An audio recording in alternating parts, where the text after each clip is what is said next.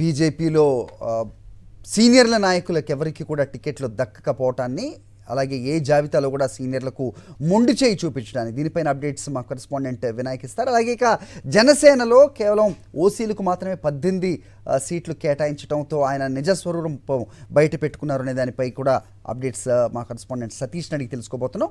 ముందుగా వినాయక్ దగ్గరికి వెళ్దాం. వినాయక్, చెప్పండి. సో ఏపీ బీజేపీ జాబితాలో సీనియర్లు ఎవరికి కూడా స్థానం దక్కకపోవటాన్ని ఏ రకంగా చూడాలి? ఇతర పార్టీల నుంచి వచ్చిన వారికి అవకాశం ఇవ్వటాన్ని దీని వెనుక ఎవరున్నారని బీజేపీ నాయకత్వం భావిస్తోంది రాష్ట్ర వ్యాప్తంగా? మొత్తంగా 6 స్థానాలను బీజేపీ ప్రకటిస్తే అందులో 5 స్థానాలు ఇతర పార్టీ నుంచి వచ్చిన నేతలకే దక్కాయి. మరోవైపున కేవలం ఒకే ఒక్క స్థానం మాత్రం చాలా విచిత్రమైన పరిస్థితుల్లో సామాన్య కార్యకర్తకి ఇవ్వాల్సిన పరిస్థితి బీజేపీ అధిష్టానానికి ఏర్పడింది.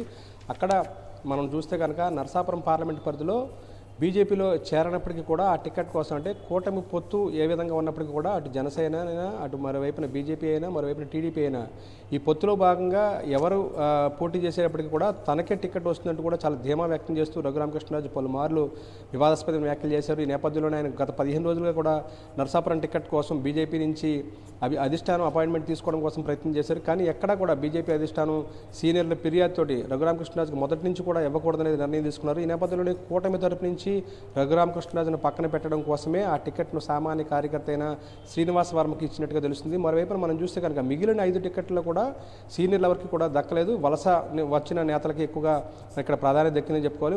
మొదటగా మనం చూస్తే కనుక అనకాపల్లి సీట్ను పివిఎన్ మాధవ్ ఆశించారు, అదేవిధంగా జీవీఎల్ విశాఖపట్నం ఆశించారు. కానీ ఇద్దరికి కూడా మొండి చేయి చూపుతూ ఒకరు బీసీ నేత పివిఎన్ మాధవ్, బీసీ నేతకు ఇక్కడ స్థానికుడైన బీసీ నేతకు కాదని ఇతర ప్రాంతాల నుంచి వచ్చిన సీఎం రమేష్కి ఇవ్వడం అనేది ఒక విధంగా ఆశ్చర్యం కలిగిస్తుందని చెప్పుకోవాలి. ఎందుకంటే సీఎం రమేష్ మీద అనేక చీటింగ్ కేసులు ఉన్నాయి. మరోవైపున మనం 2 రోజుల క్రితం కూడా చూసుకున్నట్టయితే కనుక 30 కోట్ల రూపాయలు కాంగ్రెస్కు బాండ్ల రూపంలో విరాళం ఇచ్చారనేది ఆయన మీద ఉన్న చాలా క్లియర్ కట్గా బయటకు వచ్చిన నేపథ్యం. ఈ నేపథ్యంలోనే 30 కోట్లు కాంగ్రెస్కి ఇస్తే బాండ్ల రూపంలో ఆయన విరాళం ఇచ్చిన పార్టీలు కాకుండా ఇక్కడ బీజేపీలో ఉంటూ బీజేపీకి ఆ టికెట్ రావడం అనేది కొంత విచిత్రంగానే అనిపిస్తున్నది బీజేపీ నేతలు చెప్తున్నారు. ఈ నేపథ్యంలో అతను కడప జిల్లాకు సంబంధించిన వ్యక్తిని తీసుకొచ్చి అనకాపల్లిలో పోటీ చేయించడం అనే దాని మీద బీజేపీ సీనియర్లు అయితే తీవ్ర ఆగ్రహంతో ఉన్నారు. ఇక గోదావరి జిల్లాలో చూసుకుంటే కనుక చాలా బలమైన సామాజిక వర్గం కాపు సామాజిక వర్గం అదేవిధంగా స్థానికుడైన సోమవీర్రాజును కాదని కమ్మ సామాజిక వర్గానికి సంబంధించి ఇతర స్థానికులైన పురంధేశ్వరిని రాజమండ్రి నుంచి పోటీ చేయించడం కూడా బీజేపీ ఎందుకు ఈ విధమైన నిర్ణయం తీసుకుందనేది కూడా సీనియర్లు వాపోతున్న పరిస్థితి ఉంది.